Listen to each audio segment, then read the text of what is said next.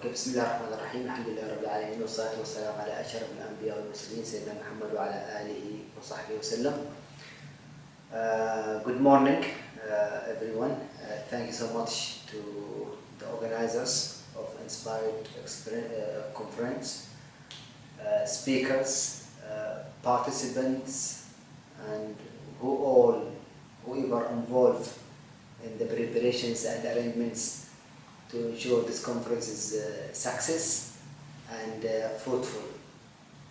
I'm very happy to be with you today in this unique conference to introduce our organization and our approach in achieving the sustainability through the capacity building approach program, which we have been doing for the last years. NAMA Foundation is an international grant maker foundation based in Malaysia but operates globally. For the moment, we operate in 3 countries, which are Indonesia, Tanzania, and Kyrgyzstan. Basically, they are 3 regions in 3, let's say, continents: Southeast Asia, East Africa, as well as Central Asia. The countries which we are operating in are varies in terms of population, geography, language, culture, religion, whatsoever. And they are, let's say, some are close to us, like Malaysia. Some are very far, like Tanzania and Kyrgyzstan, with 3 different time zones. But we do really enjoy the diversity of our work with these countries.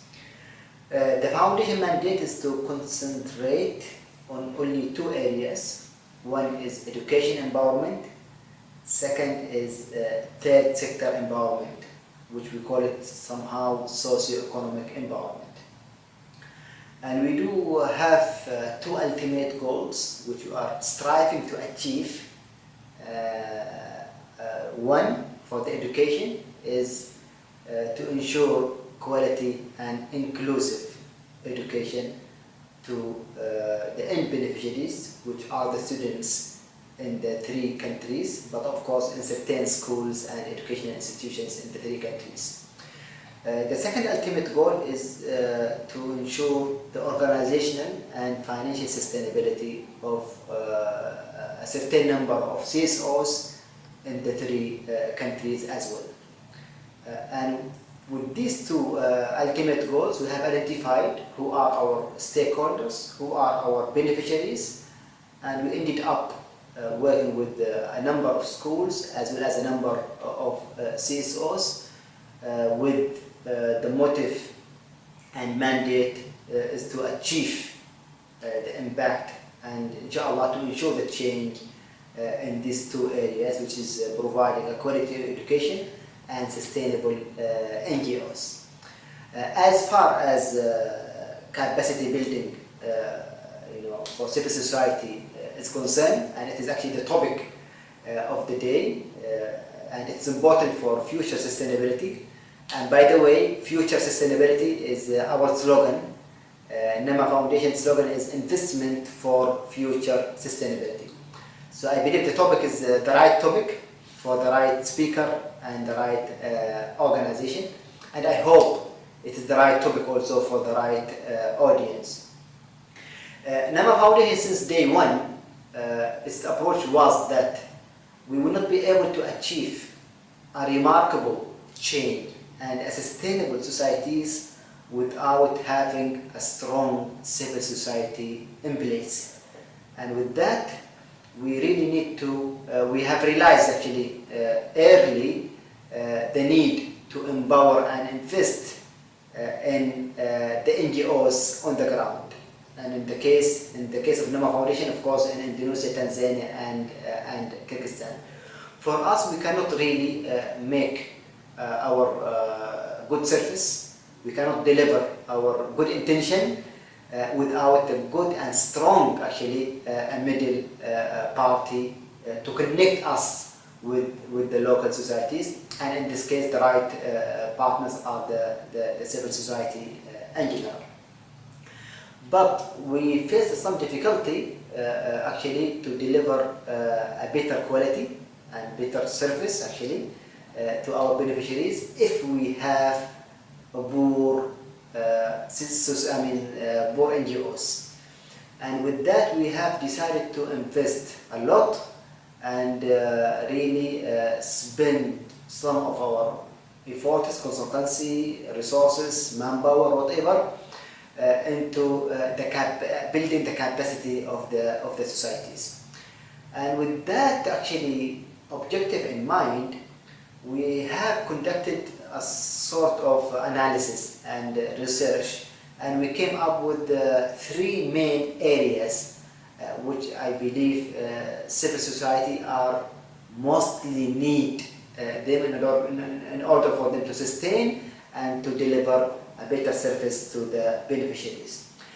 These three areas actually are broad areas. One is governance and management. Second is human capital empowerment. Third is financial health, which is in another way is financial sustainability.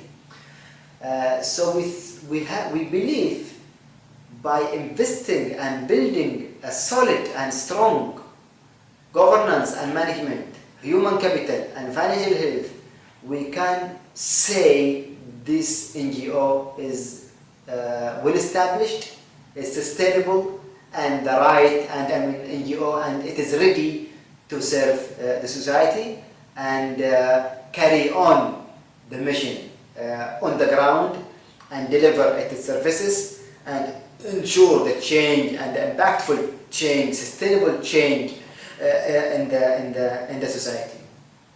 Because we believe NGOs are really, before they start to serve and work in the society, they have to have a very strong good governance practice, good governance structure, and also a solid management systems in terms of policies, in terms of processes, in terms of all requirements, that to ensure check and balance within the same organization, ensure transparency, ensure professionalism, and ensure all these international terminologies requirements and corporate actually requirements. So we have, in order for us to achieve this goal, we have introduced several programs actually to invest in these NGOs and to build up their governance systems, management practices, and to build the entire good governance ecosystem within the organization in terms of systems, in terms of policies, in terms of strategies, plans, whatever is required that to ensure this organization is well established and run in a very professional way. So this is at organization level. So now we come to the human level. Of course, organizations are run by people, by humans, and for us it's also very, very important to ensure that the right organization, good, the right staff, the right people working in this organization. With that, we have introduced several programs to invest in the human capital of these NGOs. And this is very, very important and crucial for us, because with the competent people, you will get actually a good results of your projects, a good outcomes and a good impact, because they run the organization in a very professional way and they have the right competencies that help them in achieving the organization goal as well as the donors expectations. And with that we have had few programs, which some of them are still ongoing, to invest in building up and upskilling the human capital of those organizations, starting from top management, middle management, and also even like grassroots staff working in these organizations, with the intention to upskill them in all areas that are related to their work and to the organizational intervention or scope, starting from project management, strategic planning, proposals writing, and I mean, so on, HR, marketing, fundraising, all these, you know, are something very, very, very important. Leadership, you know, very, very important for us to ensure our NGOs that which are working with in those countries are having the right governance structure and the right employees, the right human capital who can bring ahead the organization to extra, you know, miles, extra heights, more achievements. The third intervention is the financial health, which of course, with having a good organization, with good people, good systems, of course requires resources. So, and this is actually, I think, the main challenge of the majority of organizations around us. They are all, let's say, donor-driven organizations. They are donation depend, I mean, on the donations organizations. So we thought to ensure these organizations actually have self-sustainability. They have self-sufficient resources for them to continue their mission and to be able to carry on their interventions independently without even any outsider, you know, donations. And this actually intervention actually of two types. One is for fundraising. How can our organizations multiply and diversify their income streams? And there are few ways which we are training them on and providing sort of financing or seed funds to ensure they have, you know, projects which can generate income for those organizations, either waqf or what we call it endowments, either social enterprises, you know, type of projects. And there are, I think, more than 20 potential, as for now, more than 20 potential type of income streams, you know, projects and initiatives, if the organization is willing to achieve its financial sustainability, can look into those. And we have several and you know, individual interventions for each, you know, kind of income stream, which are actually our money. And they, by the way, they are diversify and differentiate between one country and another, between one organization and another. And with this, we have to have a sort of individual scanning and screening of every organization to ensure its own needs, its own requirements, and its own potential for us to have a specific plan for that specific NGO to ensure we bring it, you know, throughout 5 years, year by year, step by step, until it achieves, you know, it is good governance practices, human capital empowerment, and financial health. So this is one for fundraising. The second part of financial sustainability actually is for financial management. How efficient is this organization managing its resources? Are all systems are in place to ensure, you know, there's like a better management of the money? Are the people having the right skills, you know, to manage the finances of the organization? So one is for fundraising, one for, again, like some sort of like systems and processes in place to ensure, you know, there's like transparent and sufficient and efficient, actually efficient and effective management of the funds, which can maximize actually the impact of the funds for their projects. So we believe with these, I mean, areas, 3 areas, we can uplift and really transform those organizations from their current situation to our ideal, you know, expectations, which alhamdulillah have seen some of those NGOs which we have been engaging with for the last couple of years have achieved you know, a remarkable successes, which we are building on and expanding. At the same time, we are also working with other organizations to also execute their sustainability plans. For us, it is very important to invest in the NGOs, as I said in my introduction. But at the same time, this program will not succeed unless there is a two-way commitment. The donor commitment, as well as the NGOs themselves, are willing to transform and willing to change, because this transformation process is not an easy job, by the way. So I believe that the top management and the organization themselves should have the right and the needed will to commit and change, because throughout the way they are required to make some kind of, let's say, painful decisions in order for them to sustain and to build up good organizations. They might need to sacrifice some of their current practices, which maybe they are not relevant to the organizations. So and how they can be like a more community-based organizations, more relevant and linked to the society themselves, which they are living in, so they can have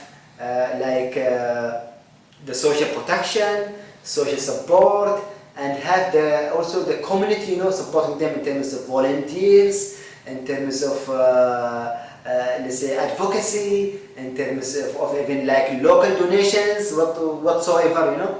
The public support is very, very, very important to those organizations, to ensure they are really part of that society. So with that, we have, as I said, introduced few programs. We have, let's say, for example, CSO Lead programs, which is a program for human capital empowerment.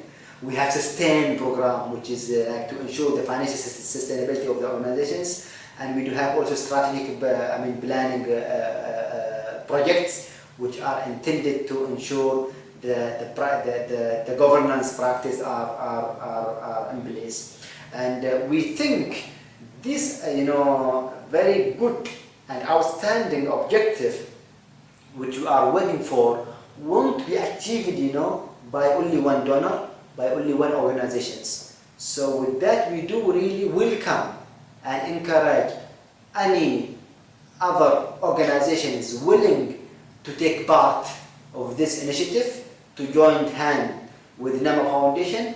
At the same time, we are also willing to share our experiences with whomever is willing to explore more in details about our operations in these three countries and our interventions, either in the civil society empowerment as well as in the education sector empowerment.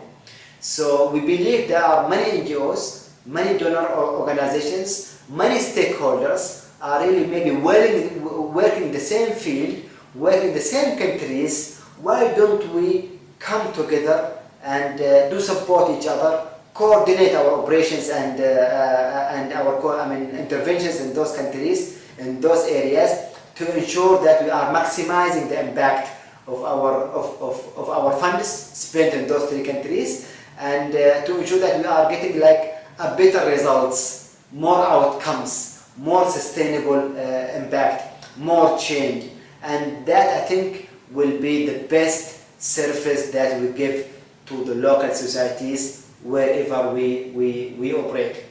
Because after some times, we do believe that we have to pull out of this country and move to another country. So we want to leave a legacy. But this legacy has to be a major legacy, giant legacy, and at the same time sustainable legacy, that our foundation impact will remain in this country or another country even after we have left that country. Again, thanks to the organizers of the conference, thanks to my colleagues, the speakers, thanks to audiences, thanks to the participants, thanks to everyone, and looking forward to see you, to be in contact with you. Our website is namafoundation.org, and please reach out to us either through our website, through emails. All the details are there in the website. We can also, share with you our details if you wish through the conference committee. looking forward, I mean, to work together, to collaborate, as well as, you know, to ensure that all of us are working towards the same goal and achieving the SDGs, which is the Sustainable Development Goals of the United Nations, which actually we think our organization actually is part of that international initiative, international noble actually initiative to achieve the sustainable goals for those who in need of our support in those 3 countries or any other country. That's all from my side. Wassalamu alaikum wa rahmatullahi ta'ala wa barakatuh.